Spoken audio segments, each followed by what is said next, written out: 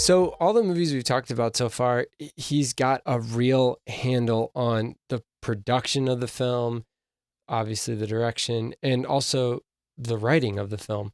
But he has this whole other section of his filmography that are movies that he either came in late on the production or it's, I guess, something that he's just really interested in. And the script's already there and he's just kind of sliding in to be a director for hire.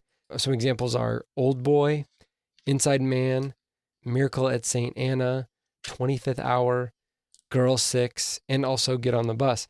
Steph and I recently rewatched Inside Man, and that's an entertaining film. And it actually would have been a good movie to see in the theater, like a Friday night, date night movie. I think that I definitely got that feeling from it. And it's also the most recent time that he worked with Denzel Washington, because he worked with him in Mo Better Blues, Malcolm X, He Got Game, and then an Inside Man. So it's interesting how he can either bring in people who he's used to working with, but then also work with other people, but then also still have signature scenes in the film to make it Spike Lee-esque. But probably didn't hurt that he got to work with Jodie Foster and Denzel Washington and Christopher Plummer, who was actually in Malcolm X. Did you notice Christopher Plummer in Malcolm X? He played the priest. Yes. I totally did not in the prison. recognize him the first time I saw that movie, but yeah, one scene, maybe a couple lines of dialogue. That's it, but it's a good scene. Wow. And he actually represents many more people. Christopher Plummer's character represents a combination of a bunch of people. So things that he said came out of the mouth of other people in the book, which I thought was clever. I mean, how do you do that? How do you take 20 people he's come in contact with and boil it down to a 2-minute scene? One person, two actors, dialogue, go. Well, I was going to say something about Inside Man. It's an example of Spike Lee got out of the film's way. He didn't impose onto the film his style just for style's sake. He doesn't do that. Now, there are some signature shots of Spike Lee in Inside Man, but it's just like 25th Hour. And I didn't know he didn't write Get on the Bus. That seems like something he would have written. I didn't know he didn't write Girl 6 either. That seems like something he would have written. It's a female. I actually didn't know screenwriter wrote Girl 6. That makes sense. I always was under the impression that he wrote 25th Hour. I don't know why. Something about it makes sense. But yeah, he doesn't impose himself on the film. And I think that's good, because what it shows you is that Spike Lee is not just a one-trick director. He just doesn't do his dolly shot and get away with it. He just doesn't have overlapping dialogue that sounds like the most poetic, profane thing you've ever heard in your life, and it's brilliant.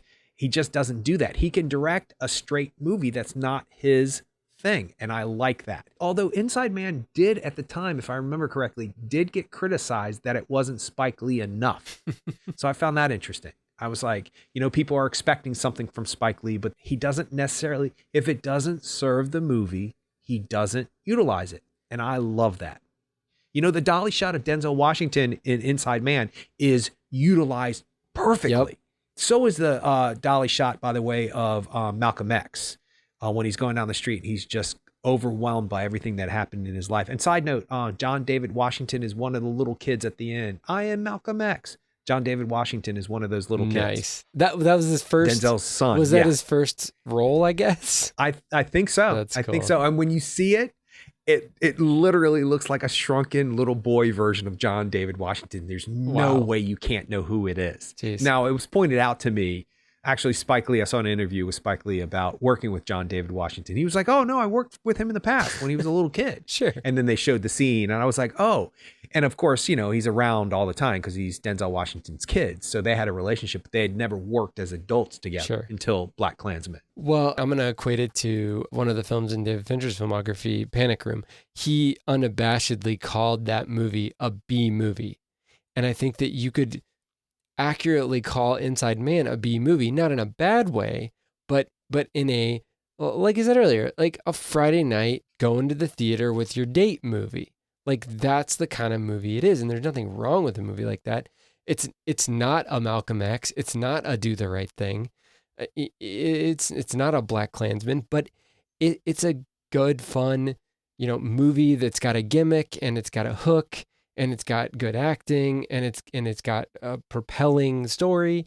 And so, I mean, there's nothing wrong with that. And why would any director limit themselves to some sort of subsection of, well, I say that, and I'm trying to imagine Christopher Nolan making a movie like Inside Man, and I just can't see it. Like, I don't see current Christopher Nolan. Because it's not overly complicated that has too many questions that can't be answered. That's why. Because the actual script makes sense from beginning, middle, and end. Oh, they could be answered. Can they? You just got to watch enough YouTube. Can we not get off on that? Oh my gosh. So I have to watch YouTube videos to understand a movie that I've seen 2 times. Hey, well, you know, if you're not make any sense. If you're not willing to become part of the Tenet hive, then I don't know what to tell you, man. But anyway, so resistance is futile. That's right. No, I'll reiterate what I said. I think Christopher Nolan is a really good example. Could David Fincher do Inside Man? Could Christopher Nolan do Inside Man? Could Kubrick do Inside Man? Could Spielberg? Maybe Spielberg. Yep. But the fact that Spike Lee can, and it's still a damn good movie, says a lot about him. It just says he's a filmmaker. So he's making this film. And I do want to tap into 25th Hour because I think it's one of my favorites. After I saw it again, I think it's one of my favorites.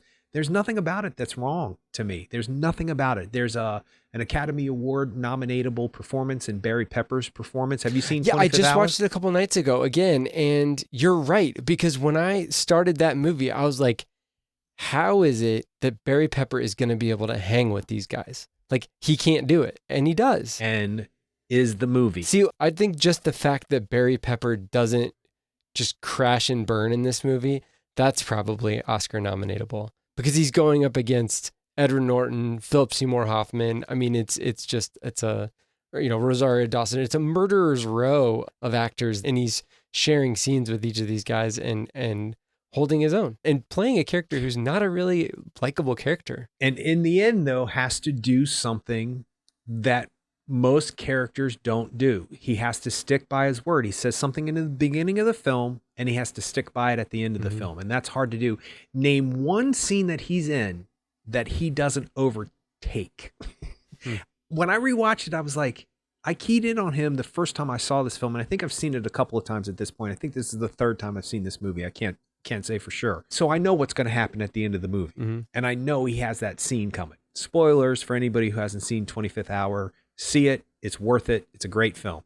So if you give anything away, sorry.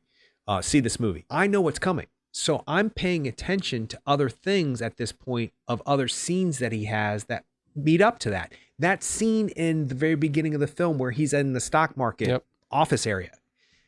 Dude, there's nothing wrong with that scene. There's nothing wrong. The moment-to-moment work in that film and that scene is impeccable because you simultaneously know he's confident, cocky, and gonna get his way.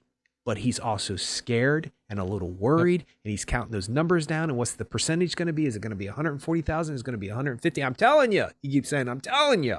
And you can hear it in his voice that he's kind of putting that on. He's making people believe that he believes it's going to be 138,000, which it ends up being.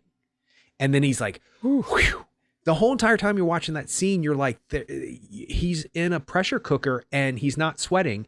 But when he goes, whew, you're like, yeah, I did see him sweating. He just didn't let anybody else in the scene see him sweating, except for that subtextual thing that great actors can do. And Edward Norton is priceless in this movie. Philip Seymour Hoffman is priceless in it. I think it is one of the best dolly shots that he has, 2 of the best dolly shots that Spike Lee has. That Anna Paquin one coming out of the dance floor, it's perfect. That and the Junkies upside down in Crooklyn is pretty perfect too. But then you see the Philip Seymour Hoffman one, the dolly shot of Philip Seymour Hoffman, where he's kind of like, and he's looking, he breaks the 4th wall because Anna Paquin doesn't, and it's to the side. Yeah, most of Spike Lee's dolly shots were this kind of iconic character on the same dolly as the camera as they all move through a scene. The camera is on the same eye level as the character, but in that particular shot with Philip Seymour Hoffman, it's above and you're right to the left of the character. And it's disorienting even more so than every other time he's used it in his filmography. The shot is going up as he's passing a walkway, Mm. a railing to a walkway. So the angle of that walkway looks odd in that camera angle, which sets you off. And then Philip Seymour Hoffman's kind of looking straight at the camera, but out of the corner of his eye. It's really well done. I think it's one of his best movies. Something that he was criticized at the time for, and has been criticized in the past for, where he'll blend two different subjects together that don't seem to go together. And a lot of people didn't think that the whole World Trade Center imagery that you see in the beginning of 25th Hour, which I think is one of his best opening title sequences, because you see the lights from the two towers. It's so beautiful. And Barry Pepper works in the financial district in Tribeca, so his apartment overlooks the devastation. That all makes sense. I don't think, and he was criticized at the time that Spike Lee didn't blend the two worlds together. What is the significance of the World Trade Center image in 25th Hour? Well, the significance is it's 2002 in Tribeca. So if you work in the financial district, that affected you. And that just adds to the texture of the scenery, because that's what's happening in that environment. If you're talking about three Irish white guys walking around Tribeca, you're going to talk about the World Trade Centers in 2002. And if you don't, you're missing a very significant character of your film. So he does it quite often. He puts in Black Lives Matter at the end of The Five Bloods, but it's topical and it's significant to the breakdown of what happens at the end of that film. But he was criticized for that because they didn't see how it blended together. But I like that.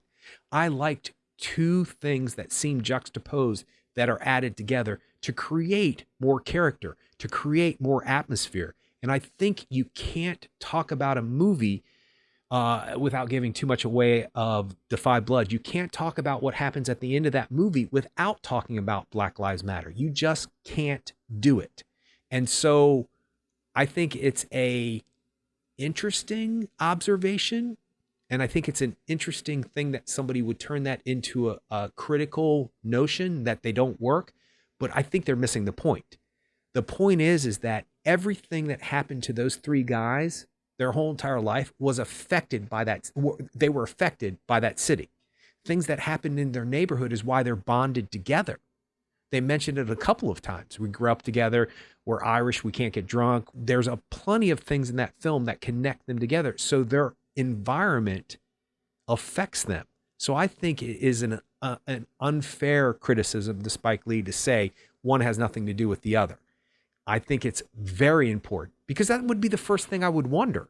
What year was this? This was 2002. He works in the financial district. How come they didn't mention 9/11? Why have they not?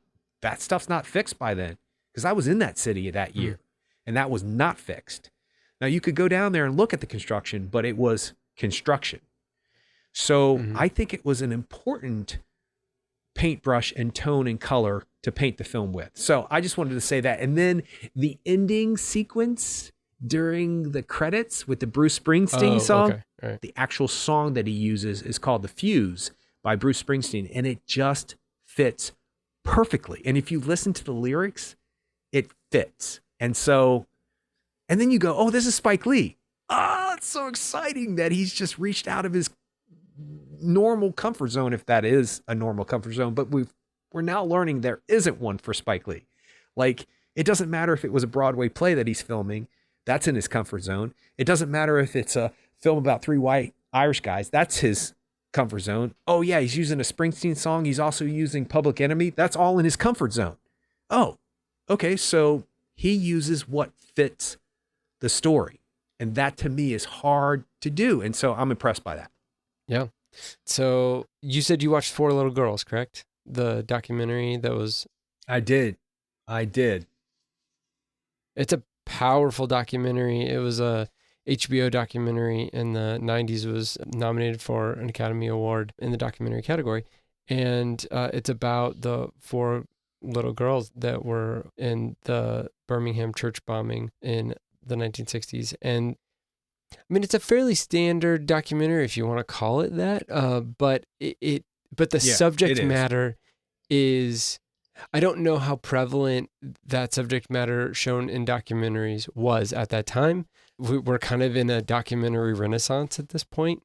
Well, pretty much since Netflix started doing streaming, and they really needed content. Like they've been farming out documentaries, constantly. But back in the 1990s, I think it was an inflection point in that there were people that were alive at the time and still had the memories that I think that Spike Lee was smart to come into their lives and to get them to document what actually happened, to tell people firsthand what happened that day, what happened to these children, and what these children's lives were before they were shortened unnecessarily by this bombing, by this racially, hatefully motivated bombing of this church in Birmingham. And so that's important, because if you tried to do a documentary on that particular subject nowadays, you definitely would not have as many people available who were there at the time. And so I think in that way, it's a valuable time capsule and a valuable historical document. And I think it has actually been added to the Library of Congress National Registry, that they add certain films to, Citizen Kane or whatever, Casablanca. Those movies are added to the National Registry also. But that particular movie, Four Little Girls, was also added. It also starts with a very similar music pastiche, still frame collage of what the South was like at that moment. And these images were shown at the beginning of the film. The song that was underneath it was Birmingham Sunday, sung by Joan Baez, that was specifically about this particular incident. So, I mean, it makes sense, but it's also haunting. And then we start learning about the people involved in this situation in Birmingham in the time leading up to the bombing. So I thought it was effective, and it's another kind of feather in his cap, in Spike Lee's cap, that he can just make an effective documentary and just be like, okay, done with that, let's move on to the next thing. Well, what he did was he showed human beings in a situation. And we had talked about Selma when it came out. And I actually think I owe Ava DuVernay an apology, because I said something about the opening sequence of that film. I don't know if you remember the opening sequence of that film. It was pretty traumatic. And then she ends with this crane shot over top of the girls laying on the ground. And I thought that I said that I thought everything up to that point was really powerful, but that was such a cliche shot. And I feel bad about saying that, because I didn't humanize it. I was watching a movie and I was standing on the outside of it. I'm not making an excuse for my comments, and I don't think my comments were bad per se. It was an observation I had about watching a movie. And I was so blown away by that whole sequence of the church bombing and the way that it was filmed, that last shot just, I don't know, it didn't affect me as deeply as I thought it should. But what I didn't realize is that I wasn't looking at those four little girls as human beings at the time. I was looking at them as characters in a movie. I wasn't looking at them as actual human beings who actually lost their lives. So I wish I hadn't said anything bad about that. Not that I think it's wrong to speak your critical mind, but I think that subject matter is sacred, and I should have had respect for the human beings instead of being like Mr. Film critic. So I feel bad about that. And what Spike Lee's documentary did was open my eyes to the fact that they were four little girls, and they were human beings, and how they talked about what their personalities were like, and how they liked to dress and how they didn't like to dress, the way that they interacted at church versus, a social or whatever it may be. You actually learned about the human beings, and it was really powerful to watch, because you know what's happening at the end of this documentary. You know what's happened. So to actually put a human face on somebody that you know something so tragic has happened to was powerful to me. And I like the fact that it's straightforward. It's just straightforward documentary telling film. You don't have he doesn't do anything showy, he doesn't do anything. And I like the fact that the film ratio, it looks like it should be on TV. It is, it was on TV. It was on HBO originally, and that's how it was shot for. Okay. And HBO back then was 4:3. It was just regular television, not ever meant to be shown in a theater. Yeah. Well, I actually think that it makes it feel more like a period piece when the ratio is that small. It actually helps humanize it for some reason. I I feel like I can relate to people on a smaller screen versus on a bigger screen. I don't know why. That's just how I feel. And so to actually hear these people's stories and the family members and the mothers and fathers who were still alive, how reserved and how just factual they spoke sometimes was powerful to me. And then you could hear a twist in their voice when they would talk about something specific. And then how the one girl had her funeral separate than the other three girls instead of having four. That was mind blowing to me, that in the best way, that the family was going to do what was right for the young girl, not for what society needed, not for what Martin Luther King was coming, not for any of that stuff. They were going to a funeral for their daughter who was killed. And to not alter that at all was powerful. And I didn't know that before. There's a lot of things in that documentary that I didn't know. So my heart opens when I get to watch something that I know in the back of my mind. I know that has happened in our history, and I know that story, and I've seen the film and I've heard things about it and I've read stuff about it, but to actually watch a 2-hour documentary, it just opens your heart in a different way. And you can hear Spike Lee during the interviews ask some questions, not often, but enough. And then it reminds you that really it is this huge director, powerful director who's done so many things in my life that have impressed upon my psyche, is just sitting down and having a conversation about a tragedy and how simply his questions were put and how he just was talking to another human being. And that was powerful to me. So I'm glad I watched that movie. I really am. Me too. And the fact that he did kind of chime in every once in a while and would hone in on a particular thing with different members of the family, it just pointed out the fact that he was able to just allow the Governor George Wallace, the governor of Alabama at that time, to just kind of sit in his own, like first of all, he went out and sought an interview with George Wallace, who was the major opponent, like the driving force for segregation at that time. And he was sitting with George Wallace and allowing George Wallace to just stew in his regret. Because I think at that moment in the 90s, he was kind of trying to, atone for his sins, potentially, 30 years before. And he just kind of allowed him to just sit there in that. And he didn't give him an out. He didn't say, well, that's okay that you were that bad back then and you're trying to atone for those sins now. He was just saying, like, no, I mean, I want you to sit there and think about it. Like, I don't want you to forget it. I want you to sit here and just stew in it. And he let us stew in it as an audience with George Wallace. And that was effective filmmaking. If he's atoning at the end of that film or at the end of his life, that's one thing. But to actually pull out the cliche of, I know black people, this is my black best friend right here. And then it's just so cringeworthy. And then because I was caught between, is he saying that because he is evolved?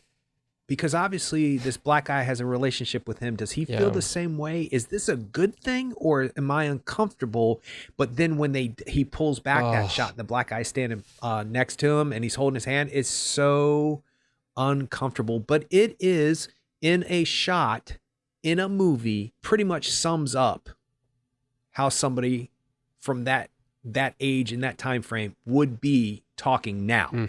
Trying to atone and all that other stuff. It definitely sets up of, oh yeah, I know black people. Steve, the black guy in Hampton, I know him. It's so uncomfortable. So I was pretty impressed that Spike Lee never comments on that. He sits on it. Yeah, he sits on it and he just lets it happen organically. And he doesn't do any manipulation with the editing. He doesn't go zooms in to anybody's face or nothing. He just holds it. And it is just right. It is exactly the moment we needed to see. Yeah. Okay. I think that an interesting way to end this will be to talk about Bamboozled, because we both recently either saw it or rewatched it. And to me, that's probably the most challenging Spike Lee movie that I've seen.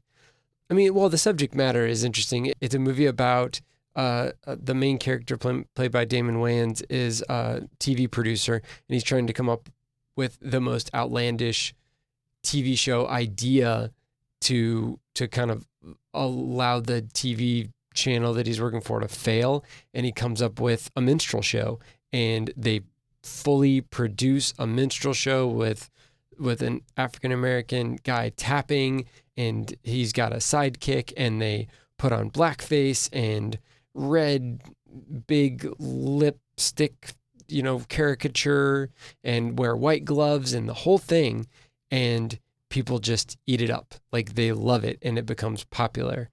And then we get to see how that changes the Damon Wayans character throughout the film. And to me, the movie was challenging from a filmmaking standpoint because a lot of it was shot with digital video. It was shot on a camcorder, essentially. Most of it was. There were certain scenes that were not, and a lot of them were the minstrel show scenes, the produced show, like the show that Damon Wayans produced. And a lot of those were shot with film, with 35 millimeter film. But there's subplots associated with a guerrilla rap group, an underground resistance group that also raps. And it seems like it's kind of a movie that's all over the place. It's a black comedy, and not black in the race way, but black in the dark comedy way. And it's kind of, it seems like a movie made by someone who doesn't really have much hope in humanity, and that's kind of scary. So yeah, what did you think about it? It's too layered to have a conversation in a short period of time. You've got 1 minute, go. I can sum it up in 1 minute. Spoiler for this film: when everybody but the white guy gets shot at the end of the film, that summed it up for me. I was like, yep, that right there. But he's multiracial, actually, which is even more complicated. Right. So his complexion is different than the other guys, and he's offended that they didn't shoot him. Whoa. Well, the fact that they didn't and kill everybody else was... It's just too powerful for me to take in. I can't wrap my brain around it fully. Well, there's that, but so then that's one layer, but then so like that's 2 layers down, and then the third layer down he's offended that he wasn't treated in the same way as his other black brethren, and even though that would have meant that he lost his life, that is a whole nother layer. That is even more like if you were trying to do if you were trying to do a cohesive, like, these are the problems with white-black race relations in the United States, you would not include that in the movie. There's so many things you would not include in this movie if you were trying to do a very pointed critique of white-black race relations. But Spike Lee just pushes it all in there and is like, it's a mess. Let's look at it all. And it's challenging as a film goer. Well, you talk about layer upon layer. You got the whole blackface, and you got the whole education of how they did blackface with burning of the corks and all that other stuff, and then the actual color that they use for the red, and then the actual gloves that they use. You have all of that. That's an education. I didn't know anything about that. I'm aware of blackface, obviously, but I didn't know that that's how it all broke down. And I thought it was interesting that they just didn't modernize that they just didn't put on pancake makeup black. They actually did what they did back in the day. That there's layers there. Then there's about a TV producer who is black in an all white industry. And then you have an executive who is white, who seemingly speaks as if he's black in a white society. He's appropriating the black culture and trying to be right. But it actually believes that he can speak that way and talk that way, and he actually believes it and could not be convinced. Michael Rappaport's character could never be convinced otherwise. You have a strange little triangle love story in there, kind of. Jada Pinkett Smith in one of her best performances, in my opinion. Then you get to see how hard it is to be an actor. What Tommy Davidson did in the other actor, Savion Glover, what they had to do was not only be the 2 characters who are on the side of the street trying to become famous and, messing with Damon Wayans on the way into his building. Hey, why don't you put us on one of your shows? Not only do you talk about being an entertainer in a business that doesn't really want you per se, But then you finally get to be an entertainer, but it yet completely goes against what your soul tells you to do, because both Savion Glover and Tommy Davidson cry the first time they put on blackface before they take the stage the first time. It's a powerful, powerful scene. But then it's all about money and TV industry and what people are into watching. It doesn't matter whether or not it's politically correct, for lack of a better term, that it's inappropriate to be putting blackface on TV. But now that it's selling tickets and selling money and it's popular, and now there's all these gadgets and all these cups and t-shirts and posters with all this crazy blackface on it. Now that that's selling, they don't look at the fact that it's an issue in our society that was bad. Just that it's selling tickets, they're fine with. And so they just keep upping the ante. And I love Mos Def, by the way. And so to see him anything is always great for me. And to see him represent the true nature of somebody who's concerned about those issues, and people are not listening to him. So you have layer after layer. It's almost too much to take in. It's complicated, and it's not an easy film to watch. So it's not like you can really keep educating yourself by watching the film over and over and over again. It's very complex, and it's uncomfortable to watch. So I try to break films like that down into human level scenarios. This is really about a guy who wanted to be successful and wanted to get the girl, but he did it the wrong way. That's what that film's about, basically. Then Spike Lee, this is why I was saying that it's an unjust criticism to say Spike Lee is able to add things together that might not add up to somebody else, meaning the Two Towers in 25th Hour about a drug dealer in Hell's Kitchen. People didn't get the combination. Well, Bamboozle will blow your mind, because there is layer after layer of things that are just not thrown in there. They're very purposeful, but it's I know when I come out of that movie, the time I came out of it this last time, I felt as if I was semi-educated to a degree for those 2.5 hours about a subject that I might not know stuff about, but I also felt as if it was a very human story. It wasn't necessarily about, it is about racial tension, and it is about all of that stuff, no doubt, but it really is about the secret of someone's success. Be careful what you wish for, because there's always a thirst. Something always comes after you wish. So be careful what you want to wish for.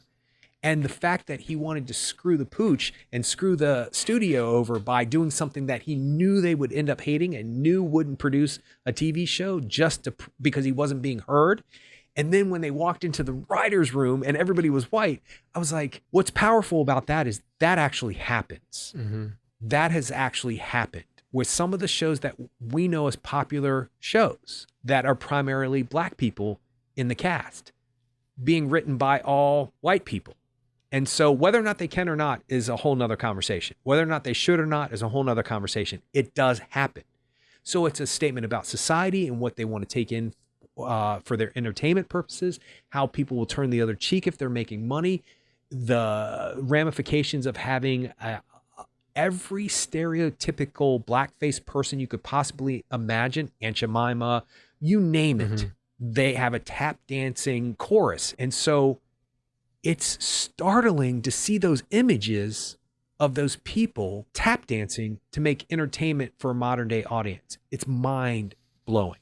So I think Bamboozled is the proper title for that film on so many levels, because it's so powerful. I think it's one of his best because I think it's so complicated it could have gotten away from him. And I don't think it does. I think he makes his points. Most directors, I think, are making a point. Here's the point to my film. There are so many points to that film. You know, like a year from now, we should watch it again and have a whole episode on it, because it is very complex in the best way. Yeah, I think that I would kind of equate it to something a little bit more similar as Donald Glover's This Is America. Just the song itself, the video specifically, directed by Hiro Murai, and that kind of just whole art piece that is a confrontation of the situation in our world, in our country, and it's, you know, his take on it, but it's got so many layers and so many levels and so much symbolism that you you can't just necessarily get everything. You can't just download it once. You can't just experience it once and get it all. No. Every time you see it, you're gonna dig a little bit further in, and you're gonna understand a little bit more, and you're going to just kind of feel a little bit more involved in the conversation, I think. And I think that's what good art does. Good art is complex. Good art is challenging, and good art is confrontational. So, I mean, that's something that Spike Lee has definitely done throughout his career. He also makes an entertaining movie that the narrative is interesting.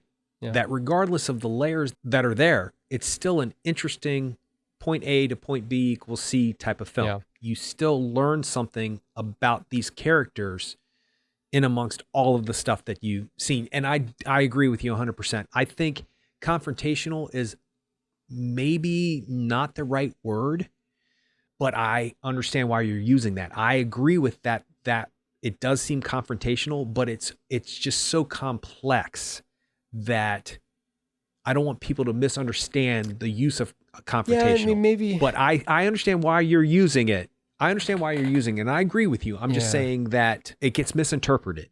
Certain Yeah, I see what you're saying. words. I mean, I think challenging is not a bad word, and I think that maybe, yeah.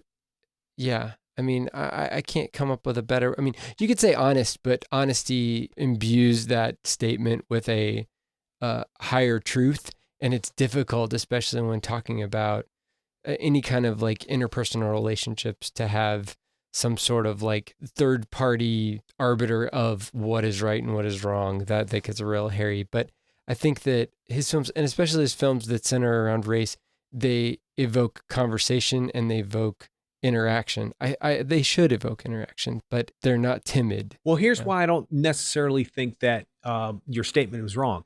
Art is confrontational. Spike Lee's films are art. Mm-hmm. Two different statements that kind of mean the same thing. Yeah, I don't think Spike Lee is trying to necessarily make people mad. I don't think that that's the case. I think that ultimately he's trying to entertain people, but entertainment doesn't necessarily mean making someone laugh or making someone cry. It can just be evoking some sort of emotion. I'm glad that Spike Lee is in my life as a filmmaker. I'm glad I've seen his movies. I am entertained, and I also appreciate his storytelling process, but I also feel like I learn. And I'm not saying because of his social messages that I've learned from Spike Lee movies. I've learned about myself because of Spike Lee movies. Thus, the reason why Crooklyn is up there in my favorite of Spike Lee's films, because that's personal to me. There's something personal about that film. So I do think he's a genius, and I am glad that we get to see more from him in the future, because it's only getting better and better and better. And that's saying a lot when you start with something like Do the Right Thing, and you're now at the point where you've just done Black Klansman and The Five Bloods.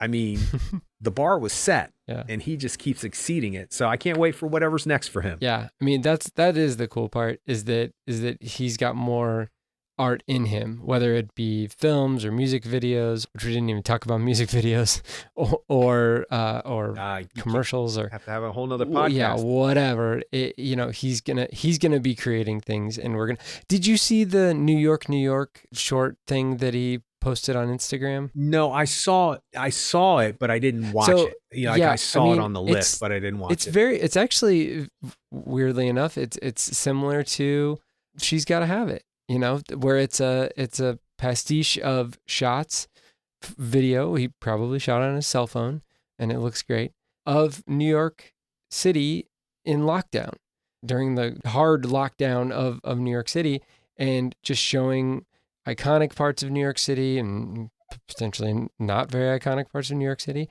but all of that with the backdrop of Frank Sinatra's singing of New York, New York.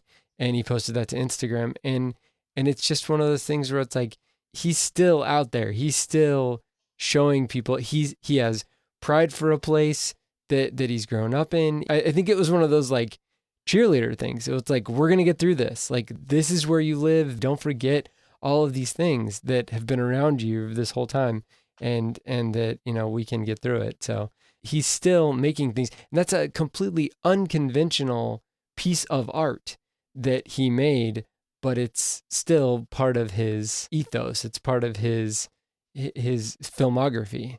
So yeah, he's just unstoppable. It's also necessary. It's necessary for us to see things like that during a pandemic and during a lockdown that has devastated New York, the country, the world. But New York got hit hard early on. So it's a necessity. And the fact that he is being prolific with subjects in this time frame and not just like past history or future storylines, the fact that it's actually happening, that's impressive to me. Yeah. That's an artist to me. Yeah. All right. Well, you can check us out on the web at actorandengineer.com. You can go to facebook.com/actorandengineer. You can tweet us at actorengineer, and you can find us on YouTube. Just search for Actor and Engineer Podcast. And we'll see you next time.